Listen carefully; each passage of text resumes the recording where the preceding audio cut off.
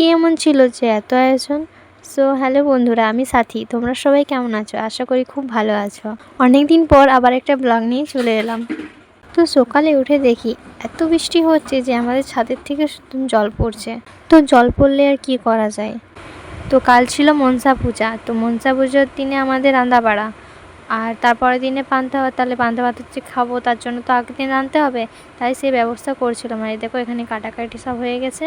তো সবজি কাটা কমপ্লিট করে পরে টপ করে আমি ভাত পোস্ট করে দিলাম। বাটাবাটি কাজগুলো করে এবার টপ করে মাছগুলো হলুদ মাখিয়ে দিলাম ভাজার জন্য।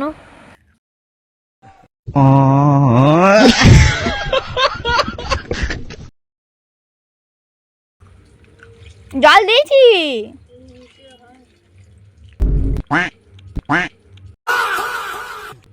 হ্যাঁ হ্যাঁ, দে দে, ওইটা দে দে। তো এখানে যে ঘটলো তোমরা কেউ কি বলতে পারবে? যদি বলতে পারো তো কমেন্টে জানো, ঠিক আছে? তো তোমাদেরকে মাঝের ক্লিপগুলো দেখাইনি, কারণ আমার একা হাতে কি হচ্ছিল না তাই।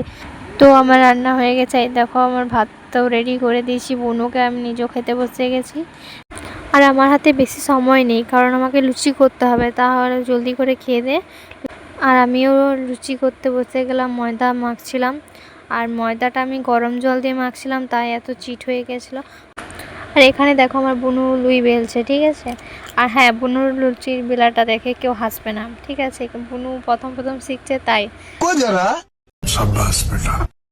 তো আজকের এই ব্লগটা এতটুকুনি। যদি ভালো লেগে থাকে তাহলে লাইক, কমেন্ট আর শেয়ার আর ফলো করে দেবে।